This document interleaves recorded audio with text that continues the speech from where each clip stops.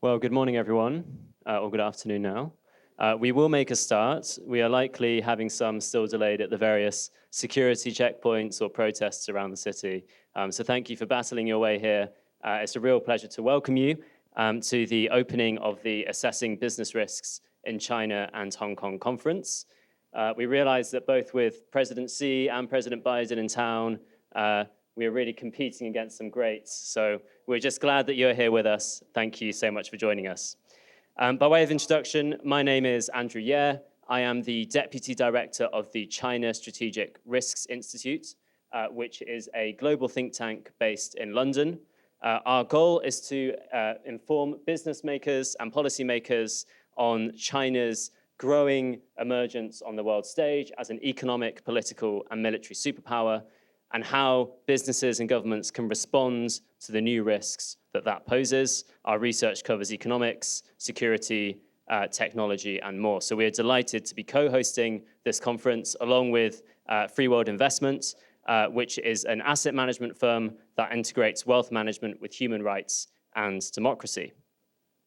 So what brings us here today?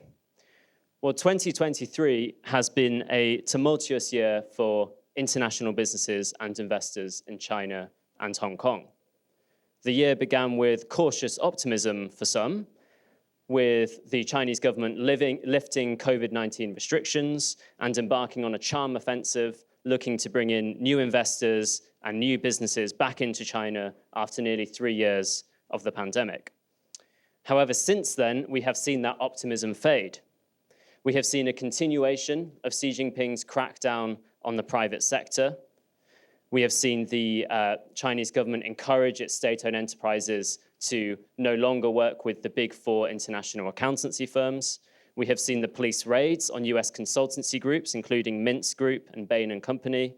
And most recently, we have seen the the exit ban on Nomura banker Wang Zhonghe. Now, of course, businesses in the mainland may be used to working under such political uncertainty, but perhaps the greatest shock is the declining business environment in Hong Kong. Once cherished for its independent judiciary, rule of law, and open market, today's Hong Kong, post the 2020 national security law, offers a very different proposition. And this is to say nothing of the worsening geopolitical environment. Whatever welcome progress made between Xi and Biden today, the fact remains that Beijing's growing military threats against Taiwan pose a catastrophic risk to global trade and financial flows, a fallout that could be felt across the globe. So that brings us back to our conference. Our goal is to offer in-depth analysis on the shifting political, legal, and business environments in China and Hong Kong. There are many protests in the city today. This conference is not one of them. We are not anti-APEC. We are not anti-China. We are not here to fulfill any partisan agenda or political manifesto.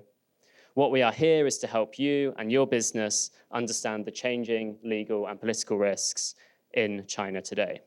So throughout today, you will hear from experts who will be able to give insights across business, policy, academia, and civil society. We encourage you to engage vigorously in the question and answer slots of each session, and please do make use of the refreshments and networking opportunities on offer too. So finally, before we begin, I just want to thank those who have made today possible, particularly to Anne Lau, whose idea and initiative has brought this group together and is the reason why we're all here today. So thank you, Anne.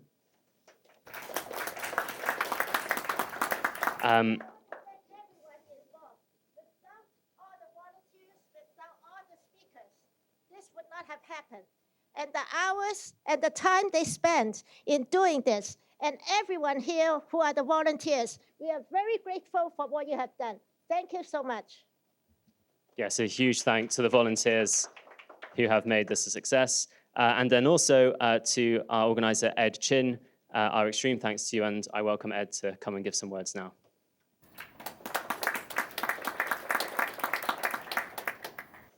Thank you, Andrew. Well, welcome everyone to this first ABC-HK forum. When I come here from Toronto, I arrived at around 1 p.m. yesterday. but it's a long flight. I have to stop over Dallas. I kind of think about just a little bit over 2 years ago, I myself have my own exodus from Hong Kong. Not just doing my old job, which is extracting alpha from the marketplace. I'm also a columnist at Apple Daily. And when Apple Daily was forced to shut down and then had its last publication on June 24th, 2021, my English editor-in-chief was arrested at the airport in Hong Kong, and I left 2 days afterwards. I was regulated in Hong Kong for many years, and I mentor a lot of new and rising managers, helping them with the regulatory exams and whatnot, how to incubate funds. But in the later part of my presentation, I would talk about really the extreme makeover of Hong Kong. Even though this is apolitical, but we want to bring, a different flavor, the true Hong Kong story. Is it what the government says, or is it something quite different? And I hope you will all be inspired, and I want to say thank you for all the technical support team, Ken, Stanley, and all the other organizers involved, and all the speakers flying in from US, different parts of US, and Halifax, right? Nova Scotia, someone from the Fraser Institute. So we're gonna introduce them all later one by one. And also journalists from Hong Kong. I know Jackie is here today. So thank you very much.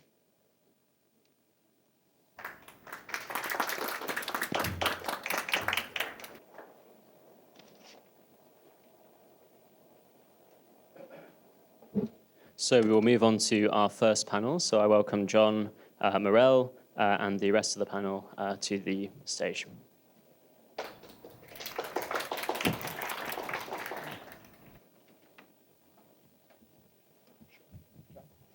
Sure. Good afternoon, everyone. My name is John Morrell.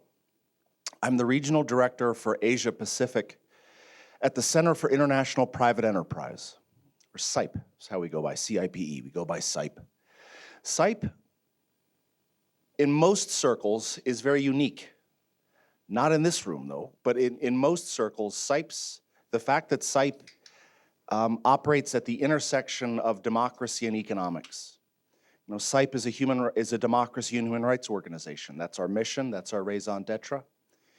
But we approach our work from a business point of view. We're actually part of the US Chamber of Commerce. And so we are born out of the private sector. Our work, our main constituency is the private sector. CIPE, we're not a think tank, we're not journalists. CIPE designs and implements projects that achieve specific objectives on the ground. And our work, again, operates at the intersection of business, economic development and markets, on one hand, with democracy and human rights on the other. It's why CIPE does a lot of work on issues like anti-corruption. Corruption is both an economic and a political issue. And it's why CIPE is doing more and more work on this issue of investment risks going into and out of China and by extension, Hong Kong. Because again, these are both economic and political issues. It's well documented, and you don't have to take my word for it. Anyone here can just Google China in Africa. Just Google those 3 words, China in Africa. You'll see, I don't know exactly how many, hundreds, if not more, peer-reviewed technical articles describing the adverse governance impacts that are realized in countries in Africa when they import more capital from China. CIPE is so concerned about this issue that CIPE has actually created a new department, a new entity within CIPE, a new institute called the Center for Accountable Investment. My colleague Eric Hontz is the director of that, and he's going to be speaking with you this afternoon. This issue of investment risks in Hong Kong, again, it's both an economic and a political issue. It's why CIPE has prioritized this issue, and I know it's why several people in this room have as well. We have a fantastic panel. You want to hear from them, not me. I'm not going to read their full biographies, that would take too long, but Eric Hontz, as I mentioned, he's the director, he's an MBA and a lawyer. He's the director for the Center for Accountable Investment at CIPE. Professor Chenggang is a senior researcher at the Stanford Center on China's Economic and Institutions, and he's a visiting fellow at the Hoover Institute, just down the street at Stanford University. And Andrew Ye, who has already introduced himself, the deputy director of the China Strategic Risks Institute, an exciting new think tank based out of London. And he's the co-founder, interestingly, of the Labor Friends of Taiwan, based out of the UK. And he's previously served as the Secretariat Manager at the Interparliamentary Alliance on China. It's a critically important topic. We have a fantastic panel who are going to describe and explain different aspects of this issue. First up, let me hand the floor to Eric Hontz, my colleague. Eric, the floor is yours. Thanks. Thanks, John, for the introduction. And if you could put up the slides that I had.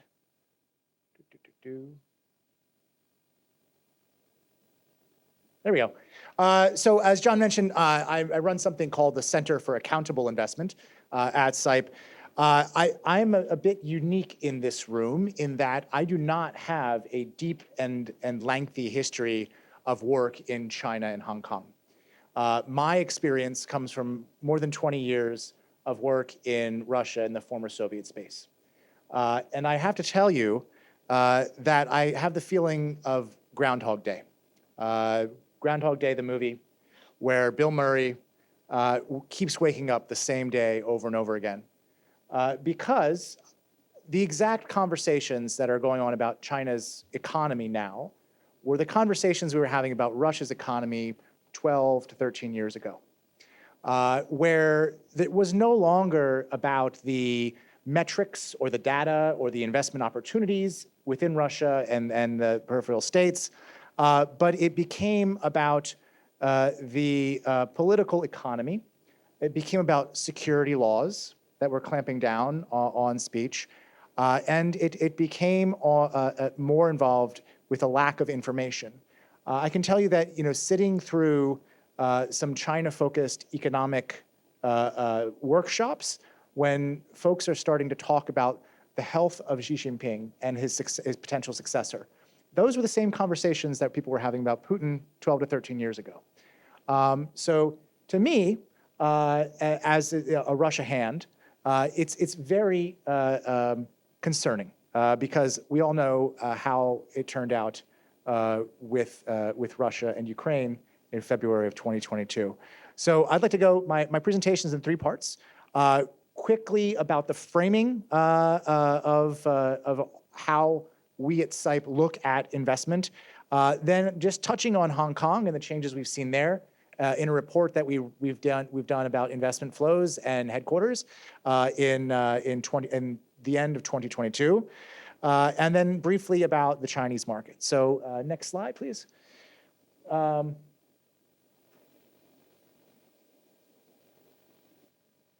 we go. All right, so going back a little bit to post-financial crisis, there was a desperate grab for capital in emerging markets, right? So we have 2008 financial crisis, all the capital disappears from emerging markets. And this is really right after that when we have the birth of the BRI project, right? Just right after that, there's this desperate need for capital in emerging markets to build out infrastructure. And China really filled that gap. But they filled it with questionable quality and speed. The poorly governed projects, there was elite capture, and they're really kind of, as we're seeing now, 7 years down the line, some pretty poor outcomes for recipient nations. Next slide, please. We distinguish accountable investment from responsible investment. Responsible investment's been defined by the investment community as this ESG, right? Focus on environment, social, governance factors.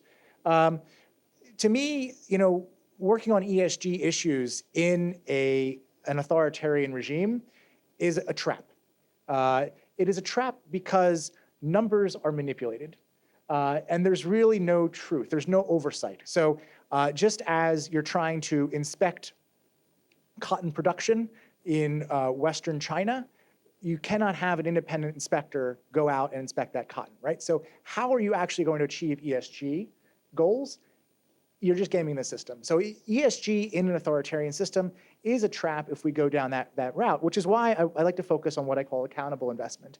And this is about the private sector's relationship to society, right? So the private sector as an entity, we don't go, if we work for a company, we don't take our hat off. And that I, as a resident of the United States, don't take my United States cap off when I go to work for a company. I'm still part of the society of the United States, but I'm also representing my company's interest. I'm also representing my community's interest. And so this is a more holistic approach to the relationship between civil society, government, and the private sector. It's a business in, of, and for society, and how it relates to that. So I don't want to fall down the trap of measuring things as an ESG. Next slide, please. So we're going to go have a brief history lesson here. A friend of mine recently commented that, are we heading back into the Hobbesian jungle, right? The rules-based international order seems to be breaking down. Are we heading back into this jungle that Hobbes had originally envisioned, about the natural order, natural disorder of the world? Next slide, please. We can fairly accurately say that the post-Soviet peace is gone, right? So we have this dividend of time, a period of time where we had to invest less into defense. We had this kind of workable global order where financial flows spilled over around the world, and it kind of worked for about 30 years. But now we're in a dangerous period of history, one where geopolitics can either hurt a company or be helpful to a company as they plan their future investments. And for those of you who read, the last History and the Last Man, and Francis Fukuyama's famous book, End of History, he did posit at the end of the book, if you actually read it all the way to the end, a lot of people read the Cliff's Notes version, he did posit at the end of the book that perhaps people would just get bored with this liberal economic order and then turn to something else, right? Because, if you live in a liberal democratic society, everything's kind of calm and settled, and it functions in a way. So would people get upset and try to, break the order down? And I think we're seeing some of that today. So the next slide, where, the Bretton Woods system is breaking down. This is the system of institutional inertia from 3 generations ago. So we have the system of the World Bank system, we have the systems, IMF systems, all these international institutions were established 3 generations ago. And if you know anything about running a family business, 3 generations is the old joke that you say, right? So the founder founds a business, builds a business, the second generation runs the business, optimizes the business, and the third generation, loses the business. And so if we take an institutional look at the Bretton Woods institutions, perhaps this is the time where they're just not functioning anymore. They're not functioning because they haven't been adapted to this new world that we live in. Some say we're living in the 20s to 30s. Some say we're in the 1910s. But we can say that the Washington consensus is dead. And that's the one thing that Putin and Xi and Jake Sullivan, our national security advisor, all agree on. And when you have those 3 very different people agreeing on the death of something, you should probably pay attention to it. Probably dead. Next slide, please. So where do we fit in all that? Where does CIPE? How can business operate? How can we look at this? So we take the corrosive and constructive capital approach, right? So we just can't say, don't do business with this person or don't do business with that person, and try and pick and choose who we do business with. What we do is look at a framework of corrosive and constructive capital. This is where investments can either have a positive or deleterious effect on markets and institutions once it is invested into those institutions. So we don't focus on the amount of investment, we focus on what it does, right? Next slide, please. All right, so Hong Kong is to my mind, one of those areas where it was this unique financial hub where we had British common law system coexisting in this quasi state and this gray area of international order, right? Then we have the Chinese come in. We have corrosive capital begin to erode institutions with the Chinese takeover. Next slide, please. And I think that this will be a case study for future political scientists. I think that the national security law perhaps was the nail in the coffin, but it was not just the national security law. It was all the other capital that was flowing in to Hong Kong prior to that enabled the national security law to then take effect. So CIPE funded a report, it came out in December of 2022, where we just looked at the effects or the impacts right after a year after the national security law was passed. Four takeaways. We have increased dependence on the mainland. So Hong Kong became less of an international financial hub and more of a way for Chinese mainland capital to exit the country and to engage in offshores. It lost attractiveness from international investors. People voted with their feet. Physically, they moved out of the country. And we see its longtime rival in the region, Singapore, gaining in just about every measurable metric. Next slide, please. So I pulled a couple of graphs, and hopefully it's kind of hard to see. I'll just note here that the graph on the right-hand side shows the increase in the mainland investment over that time, and you can pretty much see where, as the blue and the orange decrease, that the gray and the purple are increasing there. The gray is offshores or tax vehicles, and the purple is the mainland investment itself. And then the second graph there with that hockey puck, hockey stick looking graph, end of the graph there, that's a number of headquarters. And those are the mainland headquarters that moved into Hong Kong right as the national security law was put into effect. And if we look at, the next slide, please. And so I pulled this from Financial Times, and then again comparing Hong Kong and Singapore. If you're looking at two comparisons here, right? Singapore is again not a stalwart of democratic practices, but it is also not attached to the Chinese mainland, and this is the big difference between the two, because businesses do believe, I think, that they can be listed and do business in Singapore without having the baggage, the geopolitical baggage of being attached to the Chinese mainland as Hong Kong is. And so Hong Kong is losing its attractiveness, and it's shown with people's physical movements. Next slide. And then just to riff off of Winston Churchill here, China's becoming a riddle wrapped in a mystery, wrapped in an enigma. And this is really where I see quite a lot of parallels to Russia, where RBK, Russia Business Channel, was the last independent business outlet existing at the time. And once it went out, all business analysis was effectively based on vibes, secondhand information, and interviews that you would do on an ad hoc basis. And once business loses access to quantifiable data that's been peer-reviewed or been verified, then it's really hard to make investment decisions as to the next quarter, let alone 10 years down the road. So if we can do the next slide. So I just want to present some of AmCham's 2023 survey findings. First time in 25 years where China was not a top 3 investment priority. And it's not just geopolitics here. It is an attitude of the Chinese state towards the private sector. It was in the past very welcoming of private sector initiative, private sector entrepreneurship, and that's just not the case anymore. And so there's a complete attitudinal shift of the Chinese state with its relation vis-a-vis the private sector.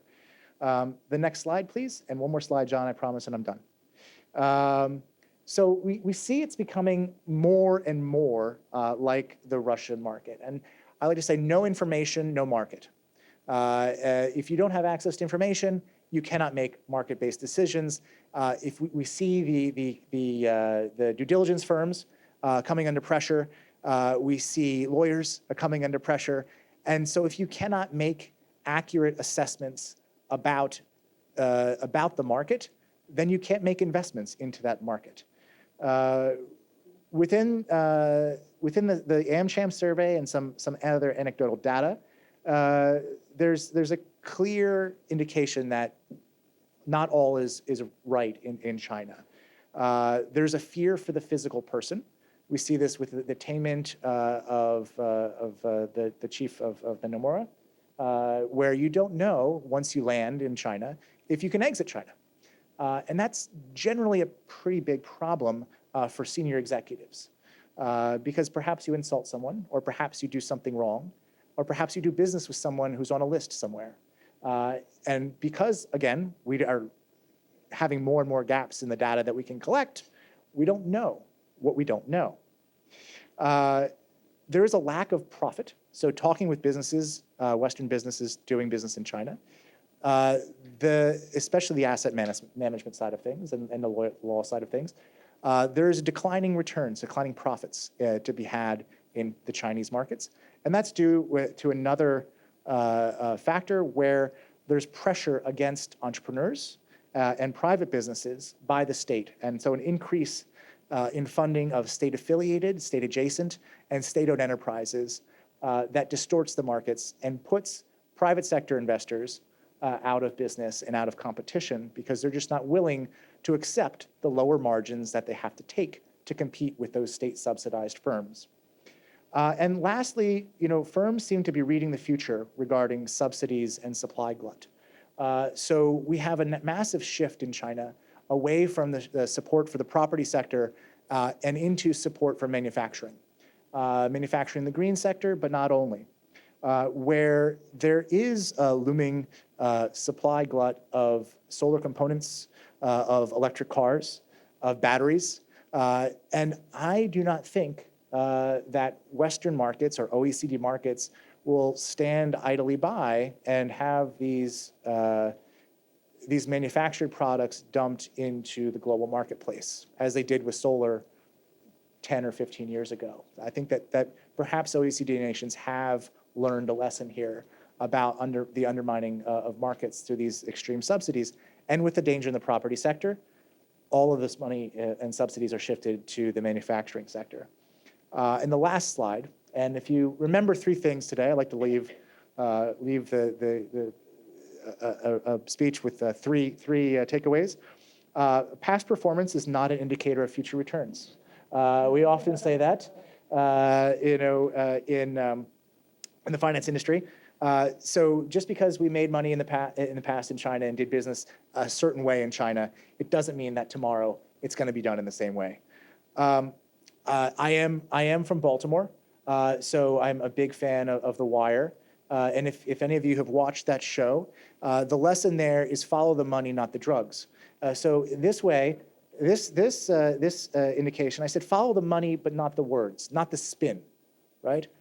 So look at where people are investing, look at where people are moving with their physical person. All the words and all the shiny communications programs out there, if you follow those words, they're going to lead you to comms people and to PR people. They're not going to necessarily lead you to investors. So look at what people are actually doing, not saying. And lastly, there needs to be a reason for the private sector, for business, to be in China. The Western OECD nations' private sector is built on private initiative. It's not state-driven or state-directed in most cases.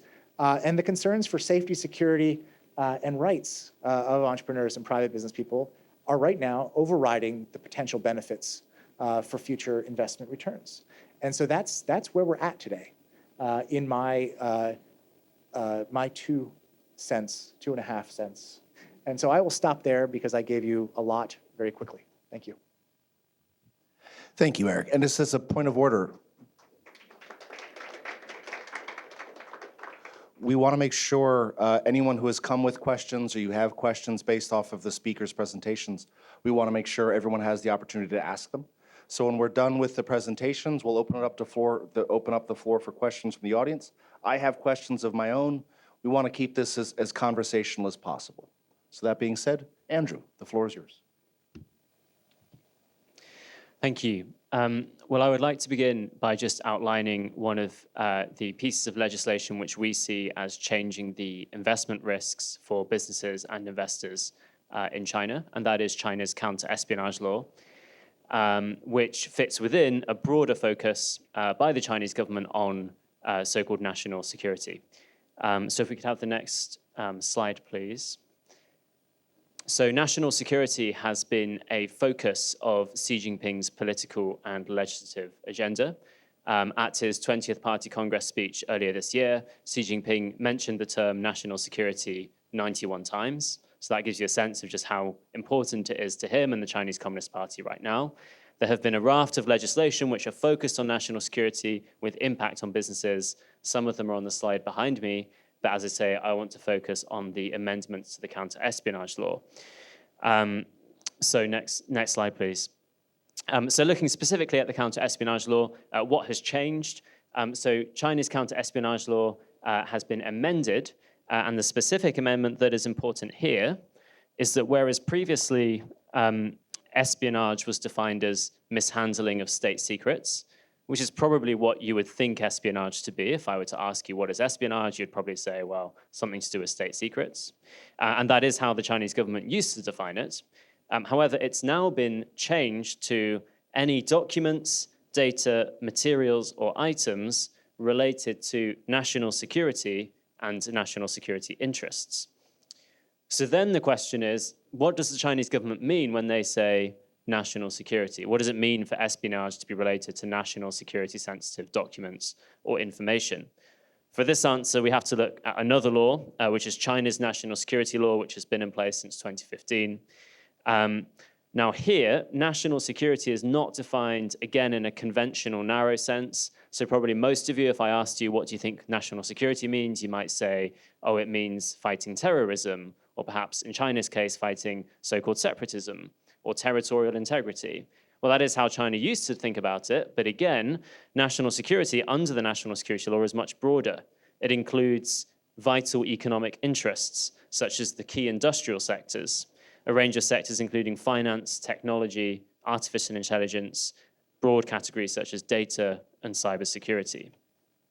So then if we take that broad definition of national security, plug that back into the amended counter-espionage law, this means a huge swathe of economic activity potentially comes under the counter-espionage law.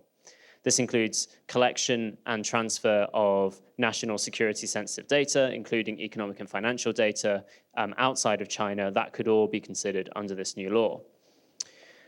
So to think about what this might mean in practice, we can look at some recent examples. So for example, the arrests that have been referenced earlier and police raids on US consultancies Mintz Group and Bain & Company, we think those are exemplary of the kind of issues that firms conducting due diligence in China might face under the counter-espionage law.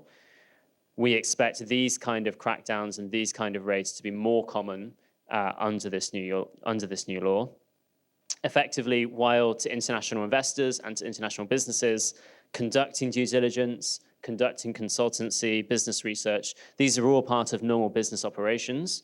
But to the Chinese government, if you are gaining information on how critical industries are run, or perhaps how key state-owned enterprises are run, whether that's their corporate governance structure or their financial information, that is all potentially espionage because it is potentially national security sensitive.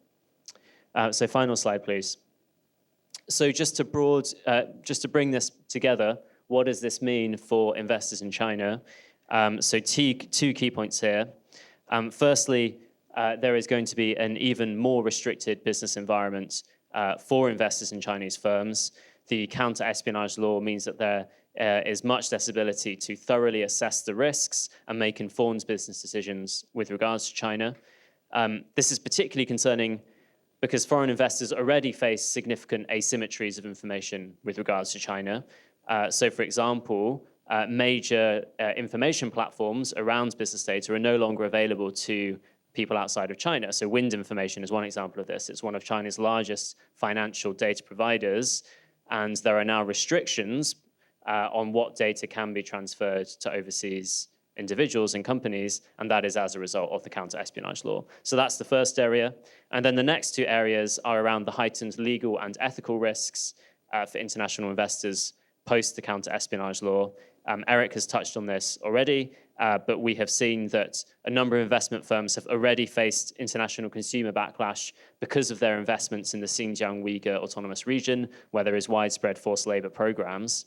Well, if firms aren't able to do due diligence in the Uyghur region, then how are they meant to know whether their supply chains are linked to these programs or whether their investments are linked to these programs? So then the ethical risk and the legal risk to these firms is increasing. So I'll bring my comments to an end there, but the counter-espionage is one of a number of pieces of legal and political developments which we see altering the risks to businesses and investors in China and Hong Kong. Thank you so much, Andrew. The next presentation will be from Professor Zhu, who is joining us remotely. Once the professor's presentation is loaded, Professor, the virtual floor is yours. Thank you very much for having me to share my views. And so this talk is going to be very brief. It's going to be the risks about doing business in China, and the risks are caused by the Chinese institution.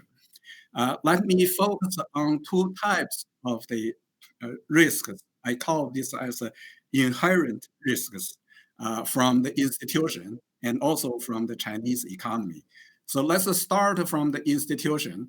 When Xi Jinping has repeatedly emphasizing that the party is going to lead everything, this is actually the most important rule which is binding for anyone doing business, not just the Chinese, for any foreigners in China.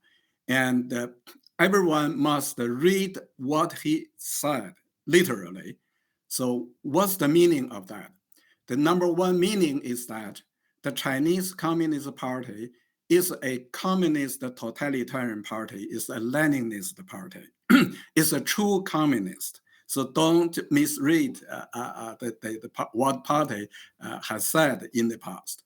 The number two is that, that when the totalitarian party says they are going to lead everything, it's literally true.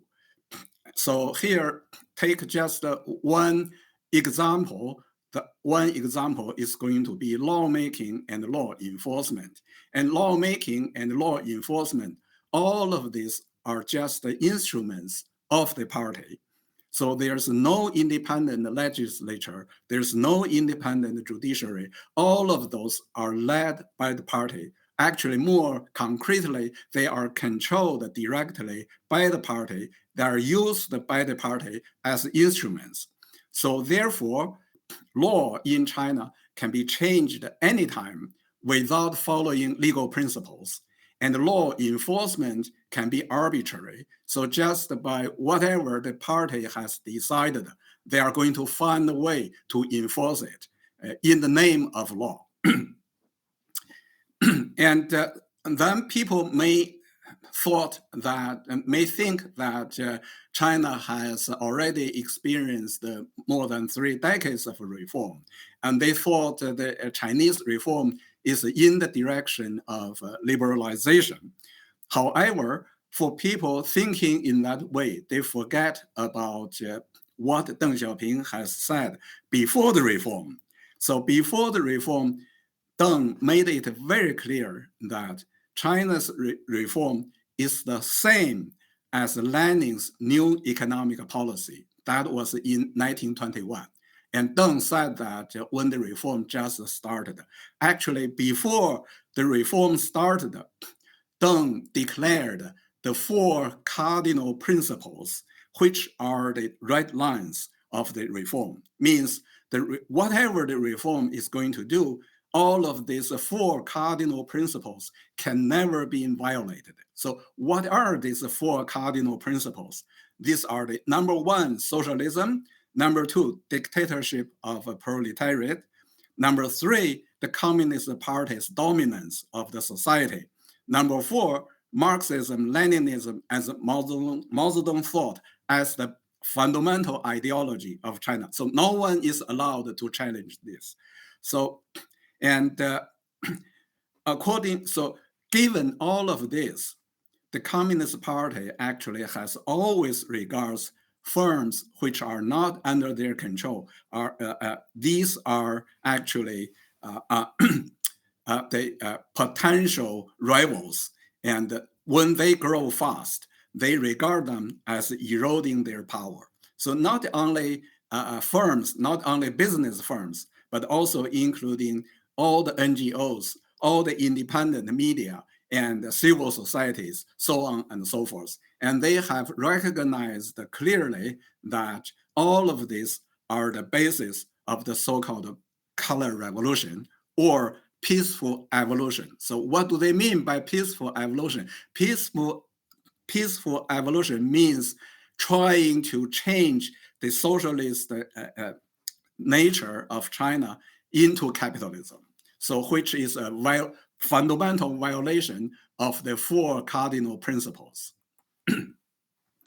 The next part, since I suppose I have only a few minutes for the talk, so I have to be very brief. So the next major risk I'm going to talk about is the risk inherited in the Chinese economy. So currently we are seeing a declining of the Chinese economy. And some people may thought that is a cyclical, but actually it's not. So here I identify a few major fundamental reasons why the economy is declining. The number 1 issue is associated with the dominating state assets or the state sector.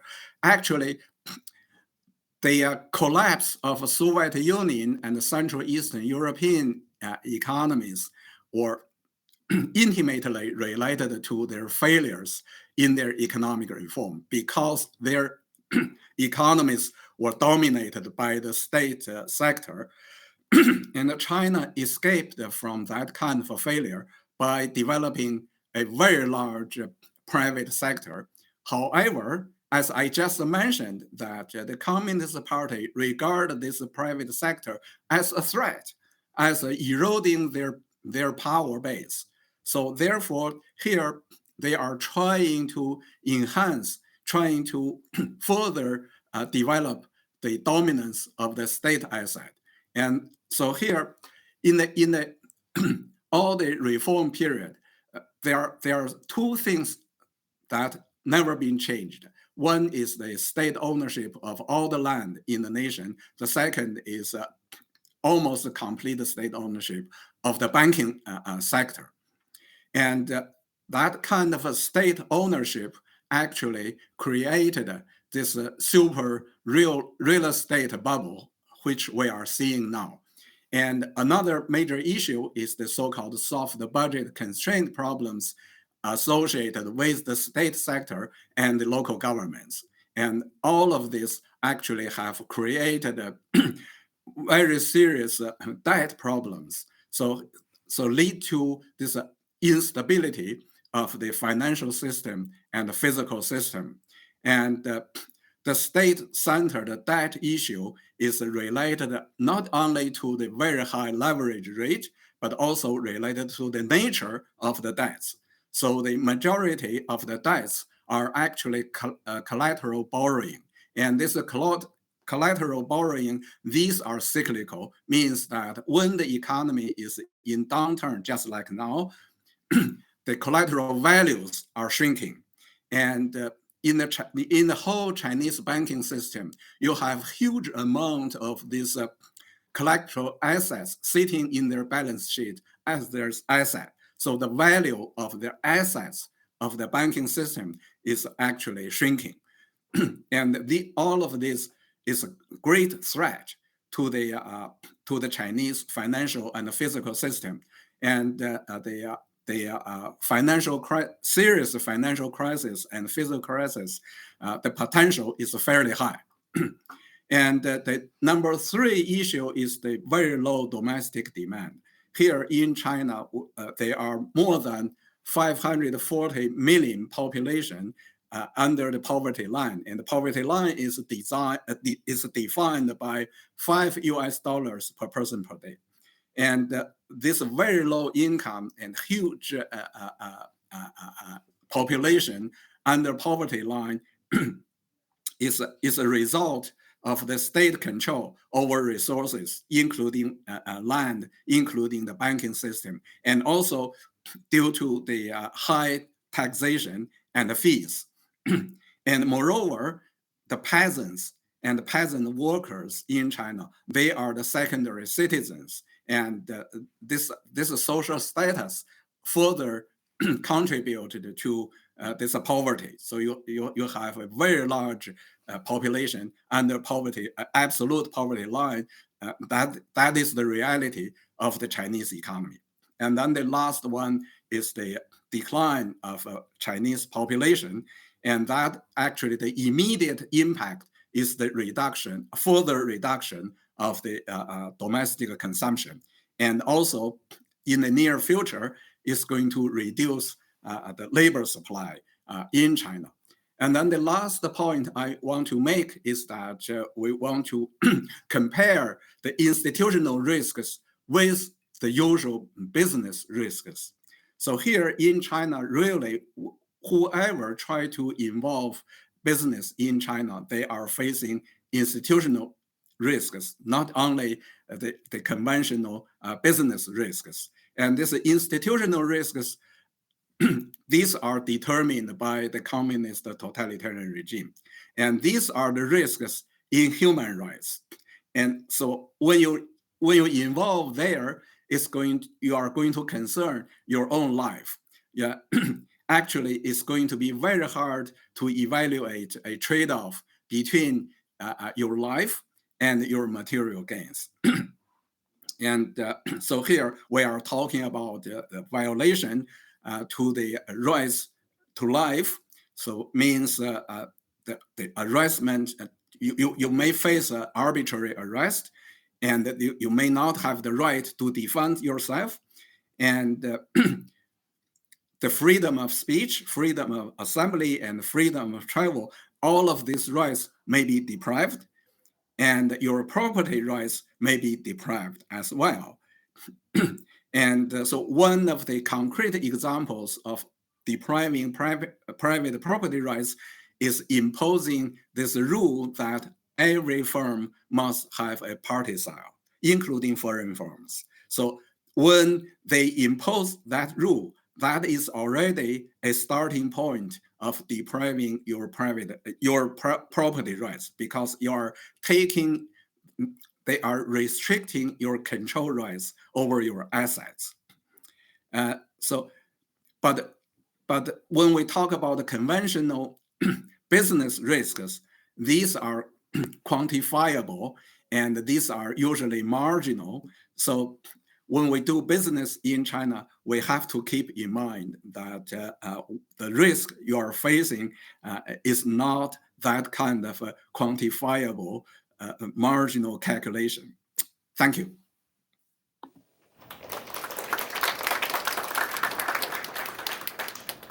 Thank you, Professor Zhu. Again, like I said before, I have questions for the panelists, but before I get into mine, are there questions from the audience that would like to be asked? Please, sir, and I can hand you. Please identify yourself before asking the question for the record. Thank you. My name is Mark Atkinson. I spent 40 years working with China. I now represent a commercial aviation interest called China Aviation Partners, LLC. What I want to challenge the panel is the following.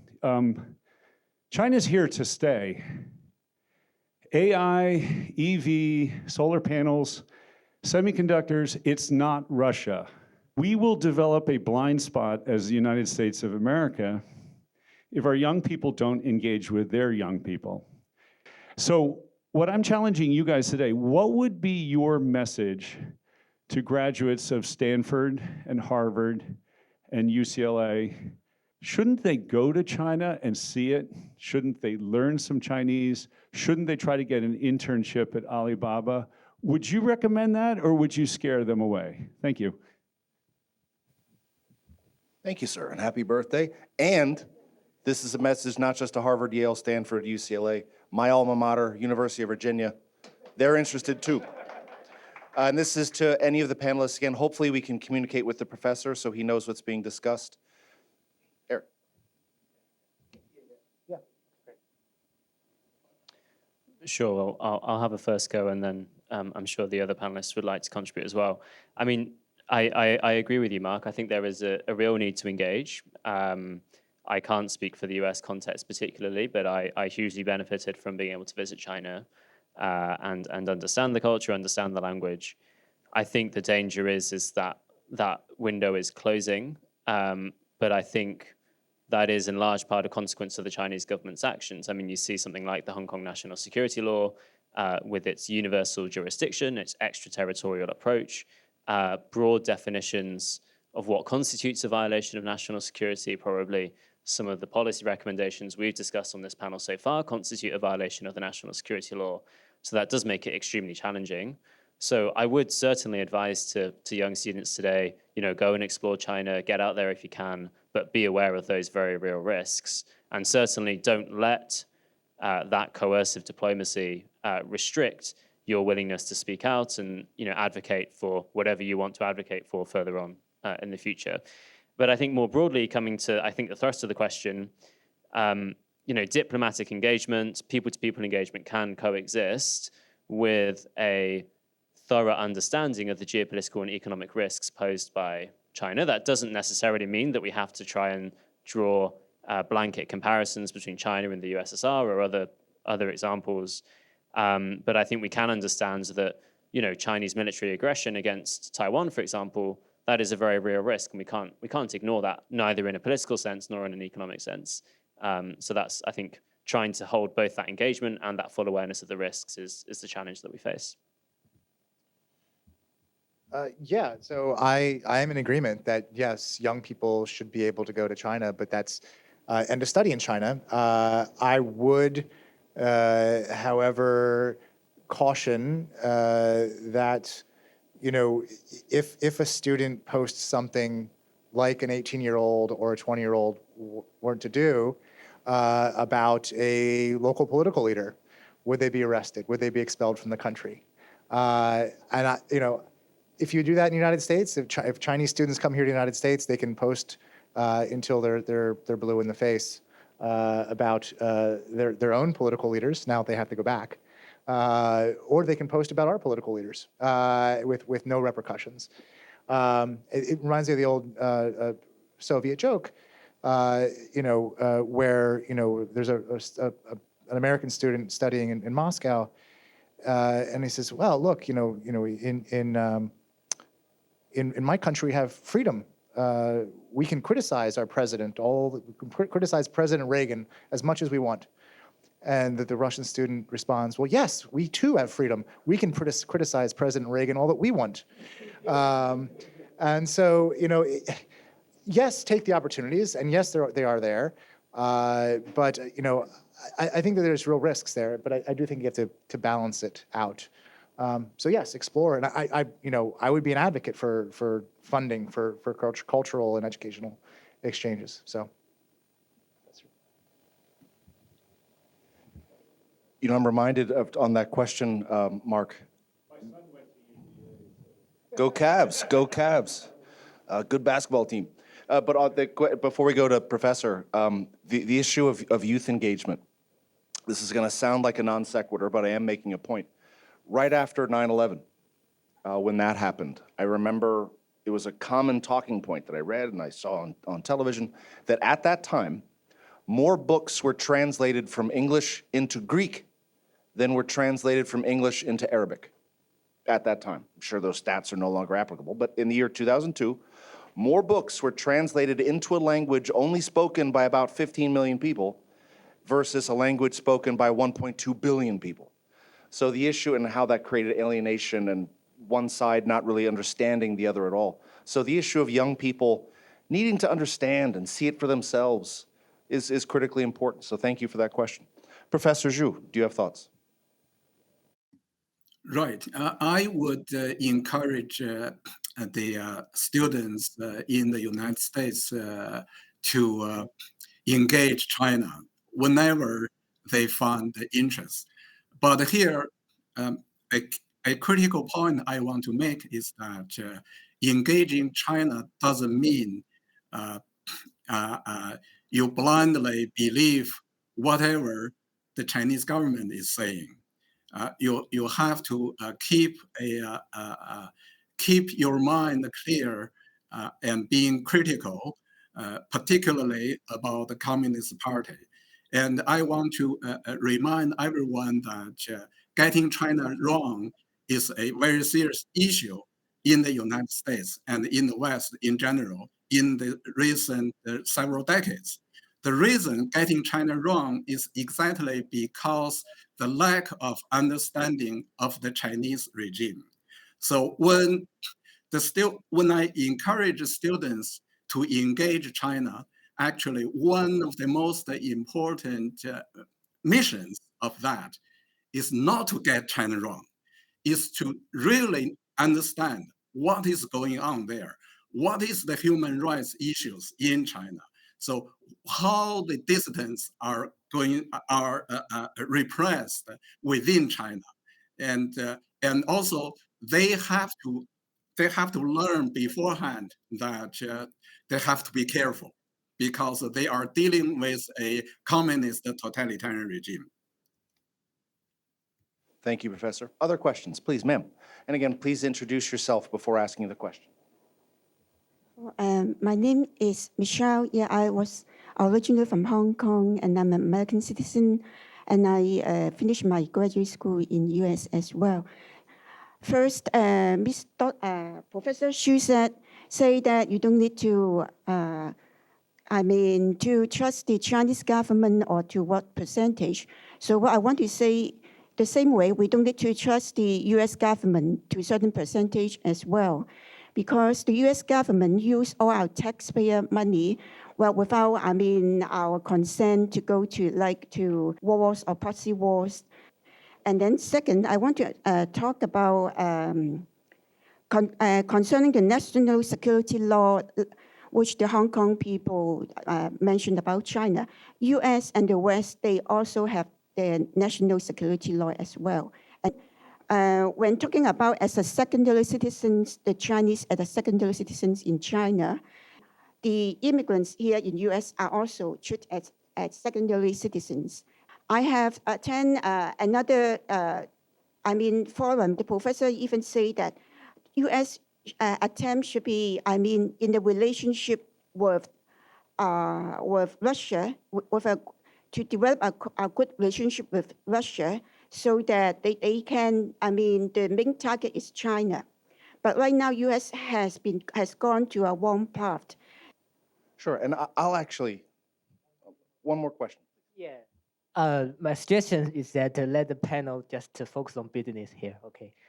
I'm actually from China, so clearly I voted with my foot. So let me ask you a question, because you just said that in national security law in Hong Kong, it seems like some kind of incentives for the Chinese government to put more strict control in Hong Kong. But actually, you mentioned that this kind of law isn't a direct result from the 2019 protest, but it actually is a definitive, like an inevitable result to put in. They just find a chance opportunity into it. I wonder if you can elaborate on that process, and if there's anything that you can predict that if the business environment is going to get more strict and more harder for our United States business and to conduct business in Hong Kong.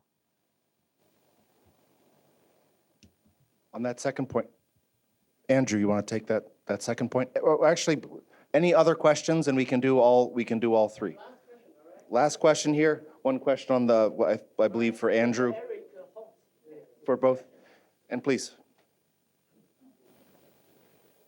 Hi, I'm Christine, and I work for a telco company. I have encountered that some of the Western enterprise businesses are shying away from Chinese gears.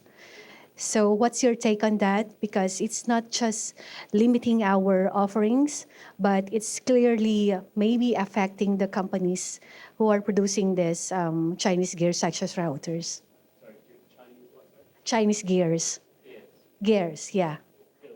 Gears. G-A-R-S. Yes. Such as routers.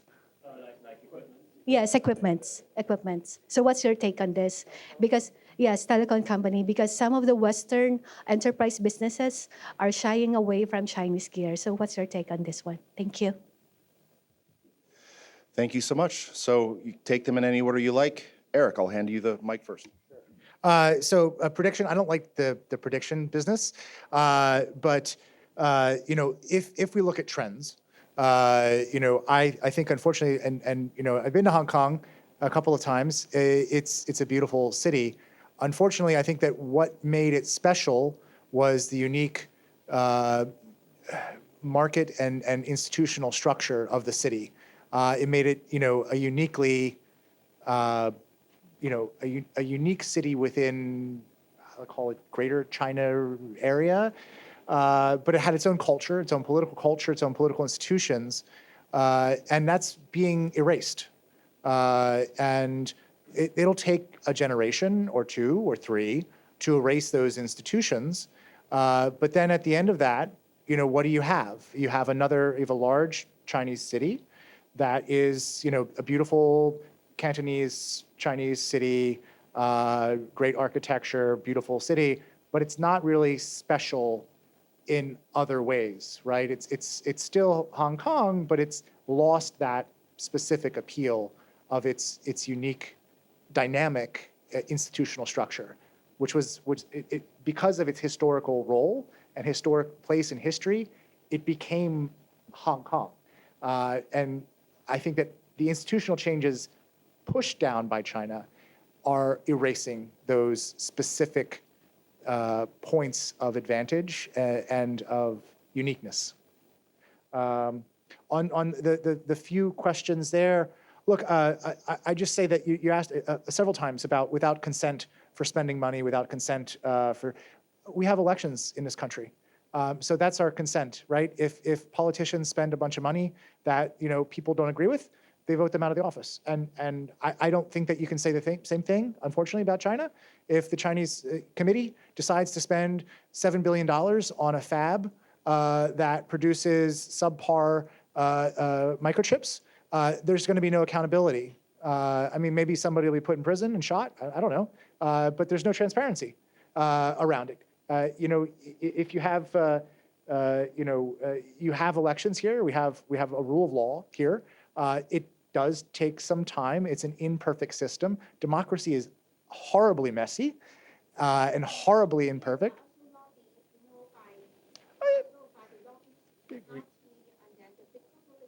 Yeah.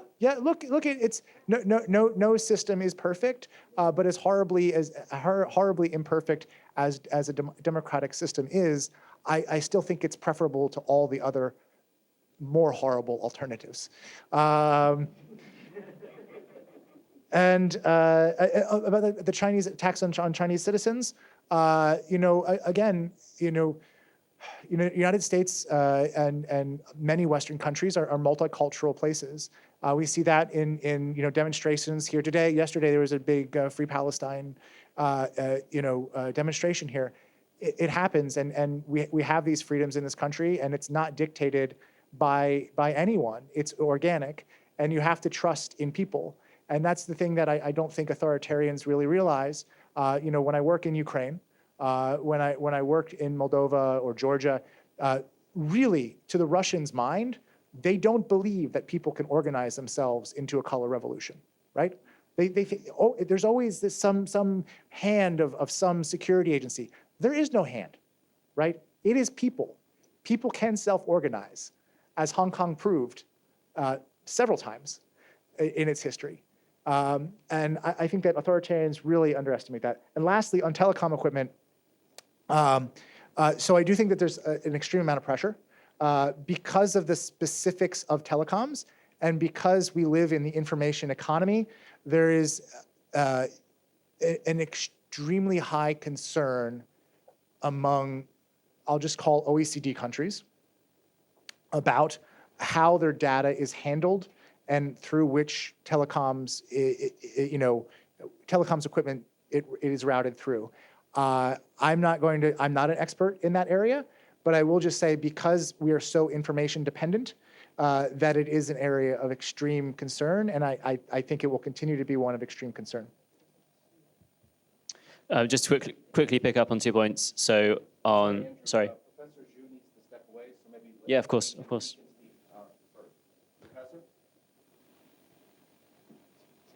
Professor Xu, please go ahead.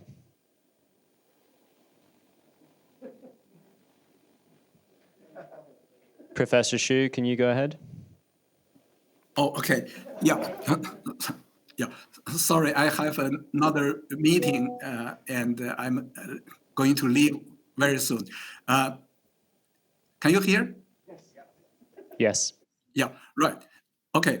Let me just very quickly respond to those comments I heard. So here, the number one issue is that indeed, in a democracy, there are a huge amount of problems, no matter where. So in the US, in the UK, in Europe, in Japan, in South Korea, in Taiwan, everywhere, you'll find tremendous problems there. But the bottom line is that in a democracy, there is a legal protection of human rights. And the troubles individuals may encounter, these are in a sense of random. So these are random issues. These are not systematic issues. Random in the sense that you have legal protection and you can seek for legal aids. But in a totalitarian regime like in China, those are systematic issues. And so when you are in this regime, whoever challenges the Communist Party is going to be in deep trouble, no matter who you are. So even for those guys, those social elites at the top level of the party, so if you really challenge the party, you are in trouble, in deep trouble. So you are under arrest, you'll be executed, or you'll be under house arrest till your death. And here, since we don't have time to elaborate, but anything I'm saying here are not abstract. So there are thousands of cases that we can easily talk about. And also talking about the second-class people within China, again, that is a systematic issue. These are defined by the law. So the law make them the second class. So when people are talking about minorities or immigrants, their troubles encountered in a democracy, those are individual issues. Those are not defined by the law. Those are not defined by the system. So that's my response. Thank you. Thank you, Professor. Andrew. Okay. That wraps up our first panel. Thank you so much, Mr. Hontz, Mr. Ye, Professor Zhu. Thank you all for coming. Thank you for your questions. Time for the next panel.